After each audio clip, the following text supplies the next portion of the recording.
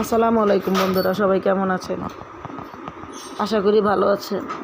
তো আজকে রান্না বাড়া সব বন্ধ করে কাচ্চি নিয়ে আসলাম খাওয়ার জন্য। তো বেশ কিছুদিন হয় কাচ্চি খাই না, আর এই মা বিরিয়ানির কাচ্চিটা অনেক ভালো। তো এই জন্য আজকে খুব ইচ্ছা করলো কাচ্চি খাওয়ার জন্য। তো 2টা কাচ্চি নিয়ে আসছি, আর ছোট্ট একটা পোলাও নিয়ে আসছি আমাদের এই ছোট্ট ভাইটার জন্য। আর এখানে একটা হইতেছে বিফ কাচ্চি, আরেকটা হইতেছে মাটন কাচ্চি, আর তার সাথে লেবু আর সালাদ দেওয়া হয়েছে। কিন্তু ওনাদের কাচ্চির রাইসের পরিমাণটা অনেক বেশি, আর মাংসটাও খুব বড় বড় মাপের 1 পিস মাংস থাকে, আর একটা আলু থাকে, তার সাথে সালাদ, শসা, লেবু। তো আমি এই তো দেখেন খাইতেছি মাখাইয়া, আর আপনাদের সাথে ভিডিওটা শেয়ার করলাম।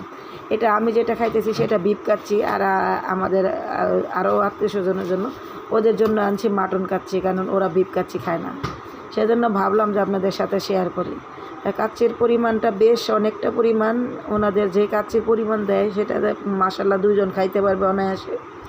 আর ওনাদের মাংসর সাইজটাও খুব বড়।